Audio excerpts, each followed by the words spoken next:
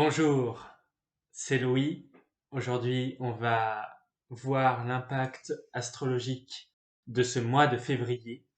Où sont les planètes? J'ai donc ici, voilà, le thème du 1er février à minuit 1.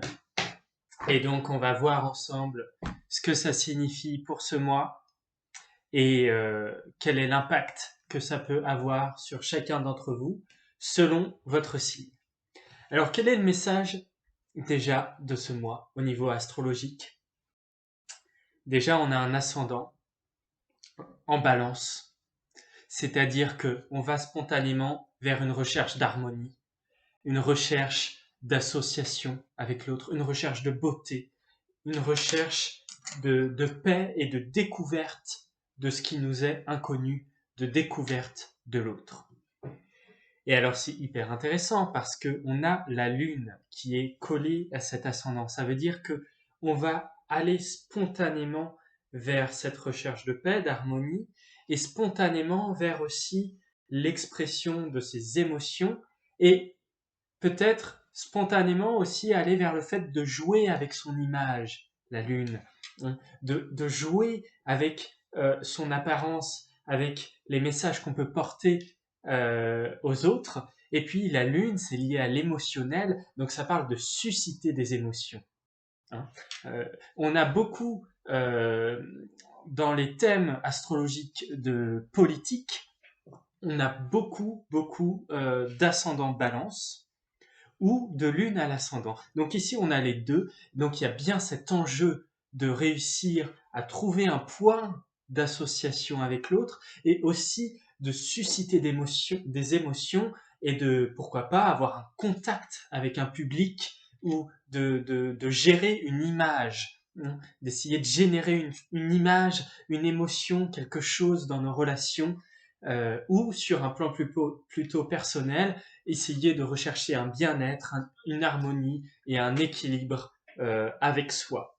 Voilà. Donc ça, c'est le premier, je dirais, la première information de ce mois de février. Alors ensuite, bien sûr, on a en ce moment un soleil dans le signe du Verseau.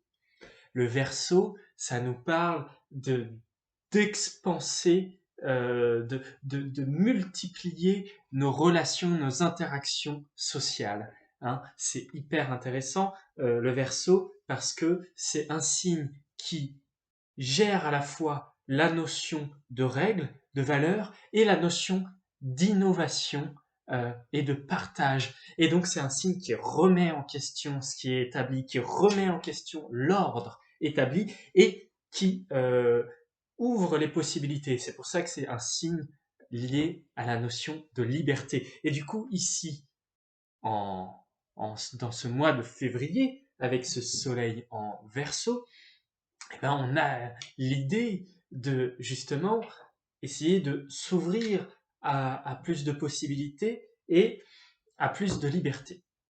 Bon, ça c'est un mois très intéressant pour les Verseaux, évidemment, c'est la date de leur anniversaire, c'est le moment où le soleil repasse là où il était au moment de leur naissance, et donc ça vient réactualiser leurs objectifs. Le soleil, ça gère les objectifs. Et donc, ça vient réactualiser leurs objectifs sur l'année à venir, et ça vient, bien sûr, les mettre en avant leur identité, ce qu'ils veulent. Donc c'est vraiment un moment intéressant pour les Verseaux pour se désigner un chemin, un objectif à atteindre. Voilà.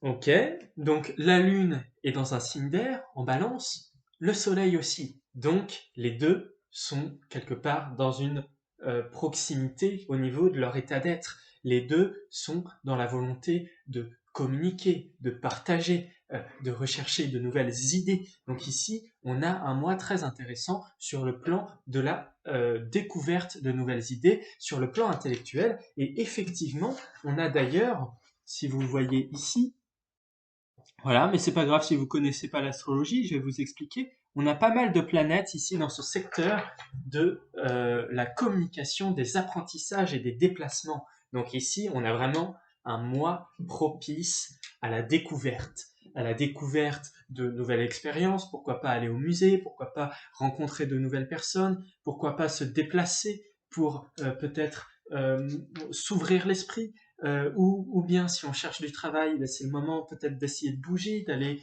à la rencontre de nouvelles personnes, ou essayer de retrouver peut-être des contacts qu'on a. Hein. Donc il y a cette notion de contact, de partage, de quête d'harmonie avec l'autre, d'apprentissage et de découverte durant ce mois. Hein. Donc évidemment, selon les signes, ça va être plus ou moins bien géré. Par exemple, le soleil en ce moment est en Verseau. Donc évidemment, pour les Verseaux, ils sont mis en pleine lumière, ils sont éclairés, c'est le moment de mettre en lumière sa valeur, ses objectifs, de briller, de se mettre sur le devant de la scène, soit par rapport à ses objectifs de vie. Mais pour d'autres signes, eh ben, ici, il y a plutôt la notion de défi. Peut-être que ça va être plus difficile d'affirmer ses objectifs ou de développer une visibilité, une reconnaissance ou une autorité dans son domaine. Le soleil, bien sûr, c'est l'autorité aussi. Donc, par exemple, pour les natifs du scorpion, pour les natifs du taureau, pour certains natifs du lion, ici, il y a la notion de, bien sûr, faire le point sur ses objectifs, toujours. Mais peut-être que ça va demander euh, un peu plus d'efforts, que ça va être moins naturel, qu'il va falloir peut-être se réadapter, soit changer de voie si on n'est pas sur la bonne, soit faire un effort pour la concrétiser. Ça ne va pas se faire aussi simplement que pour des signes d'air ou de feu, comme du coup Bélier, Lion, Sagittaire. Alors le Lion, je l'ai dit, c'est un peu ambigu, donc surtout Bélier, Sagittaire. Et puis pour les signes d'air, donc Gémeaux, Balance et Verseau. Donc voilà, donc à ce niveau-là, pour eux, ça va être plus facile justement de faire le point sur leurs objectifs, et puis de se mettre en avant, d'essayer de briller comme le soleil, donc de se rendre visible. Hein. Et on voit bien que avec la lune en balance, il y a cette notion de trouver une équité, une harmonie avec l'autre. Donc on a ici un moi très je dirais, social, ou en tout cas qui touche vraiment euh, à la notion de partage, d'enrichissement intellectuel. Ça, c'est un premier point. On a un événement astrologique assez, assez rare, assez important, dont je vais vous parler, qui arrive euh, très rarement, donc comme je disais, puisque c'est une planète très lente, c'est la planète la plus lente de toutes, c'est Pluton, et donc cette planète-là, elle change très rarement de signe, elle était en Capricorne, et elle est rentrée il y a environ 7 jours, ou un peu plus, au moment où je tourne cette vidéo, donc autour du 20 janvier, elle est rentrée en Verseau, et donc ça parle d'un changement important au plan collectif, au plan mondial, mais aussi au plan individuel, et c'est de ça dont on va parler maintenant. Alors Pluton, donc, il est au tout début du Verseau. Donc il va impacter tous les Verseaux, tous les, tous les signes de manière générale. Mais là, déjà, on va parler des Verseaux, au niveau de la transformation profonde pour les soleils en Verseau de leurs objectifs. Donc ici, il y avait avec le soleil l'idée de réactualiser, remettre en lumière ses objectifs, et en même temps, les deux sont arrivés en même temps, l'idée de se transformer, l'idée peut-être de se séparer de l'inutile pour aller vers quelque chose qui nous enrichira plus. Pluton, c'est la planète de la mort et de la renaissance. Hein.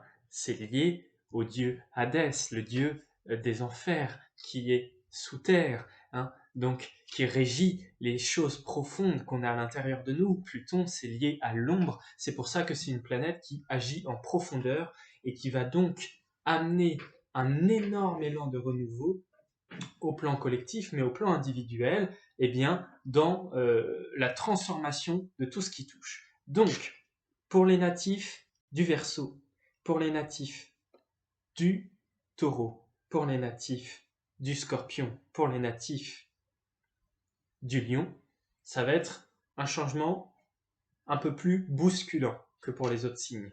Ça veut dire qu'il va falloir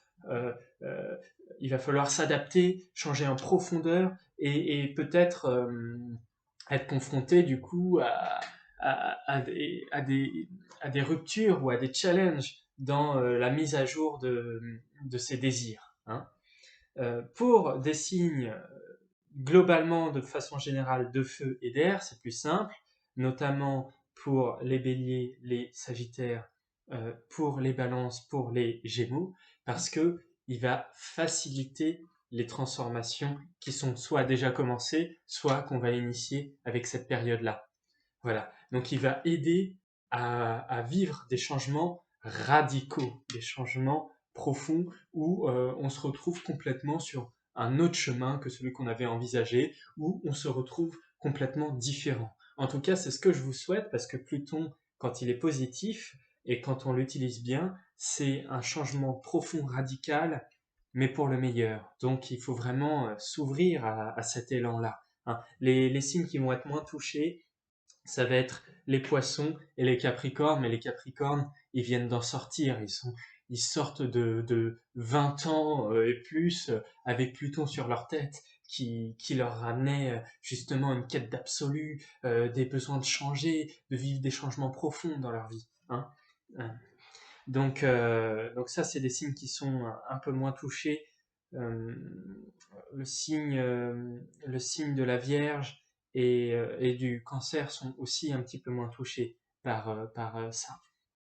Mais c'est un changement majeur et évidemment, ça va plus impacter, vu que cette planète se déplace très doucement, ça va plus impacter les personnes qui sont nées au début du mois de leur signe.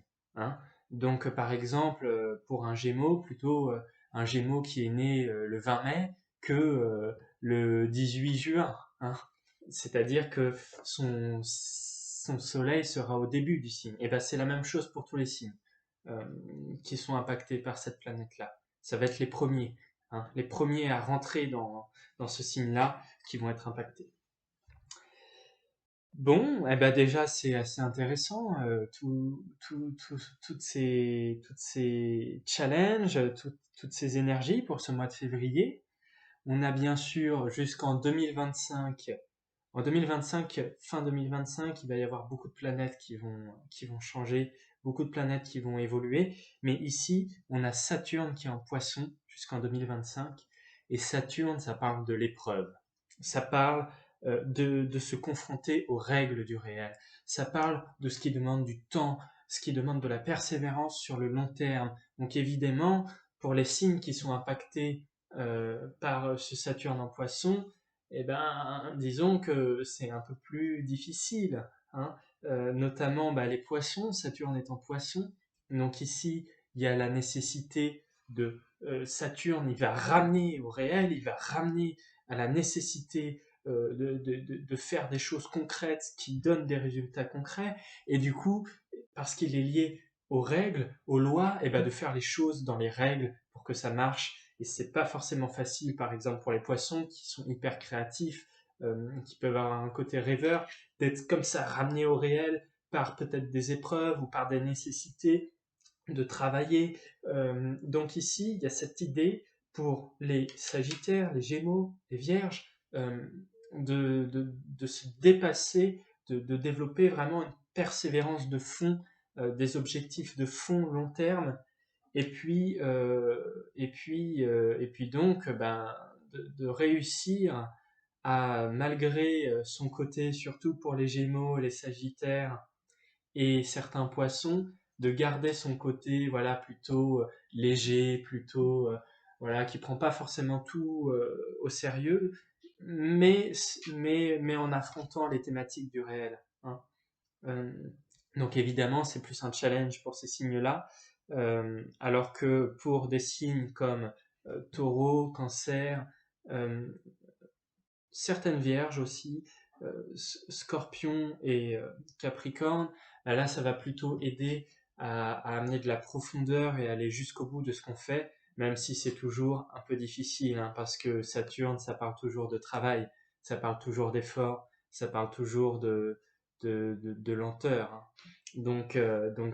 Voilà un petit peu pour cette vidéo. De façon globale, les signes qui sont les plus avantagés en ce moment, c'est les signes de terre, parce qu'il y a notamment Jupiter en taureau qui amène de la chance, qui amène de l'expansion sur tout ce qui touche, et qui va donc aider les signes de terre à donner de l'ampleur à leurs projets, de l'ampleur à leurs désirs, de l'ampleur aussi à leur charisme. Donc, euh, donc ça, c'est vraiment bien. Et c'est aussi le cas pour les signes d'eau de façon générale. Donc vous voyez, par exemple, euh, pour les scorpions, les vierges, là, qui peuvent être un peu tapés par Saturne, bah, c'est contrebalancé aussi par ça, par cet aspect de Jupiter qui peut donner un certain charme, un côté naturellement respectable, naturellement qu'on a envie de côtoyer si on accueille ce côté aussi jovial, expansif de Jupiter. Donc, je vous invite vraiment, pour tous ceux qui sont concernés, à accueillir cette énergie. Jupiter, de toute façon, est bénéfique pour tout le monde.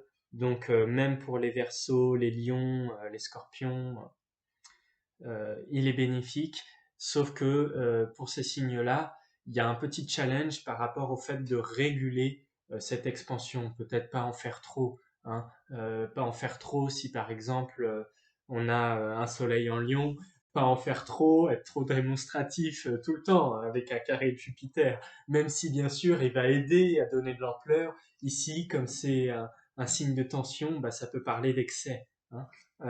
En tout cas, c'est un petit message que nous donne l'astrologie, c'est-à-dire que la planète de la chance, la planète la plus bénéfique, qui est Jupiter, c'est une planète d'expansion, c'est une planète liée à l'histoire d'un enfant, Jupiter, hein, qui a réussi à, à s'enfuir, s'enfuir des prises de son père Chronos, hein. Donc c'est vraiment aussi un message clé par rapport à la chance de manière générale, hein. Se comporter un peu comme un enfant, avoir cette attitude expansive, un peu joviale, c'est souvent ce qui nous ouvre beaucoup de portes ou qui nous amène des expériences nouvelles et bénéfiques. Donc bah, veillez à garder toujours en fond dans votre quotidien cette attitude-là. Voilà, en tout cas, c'est mon conseil. J'espère que cette vidéo vous aura intéressé. N'hésitez pas à me faire un retour ou même à me poser des petites questions s'il y a des choses que vous avez moins compris. Évidemment, c'est une interprétation générale. Donc après, si vous voulez avoir plus spécifiquement par rapport à vous et votre propre thème, l'idée de ce que les planètes peuvent faire sur vous précisément, et bien à ce moment-là, c'est plus au cas par cas qu'il faut que je vois ça. Donc, je vous souhaite une belle journée en tout cas, et puis à bientôt pour sans doute une vidéo sur la nouvelle lune de février.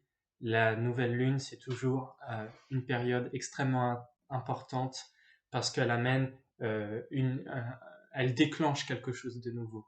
Voilà, c'est la propriété de la nouvelle lune. Donc, bah, à bientôt et puis plein de belles choses.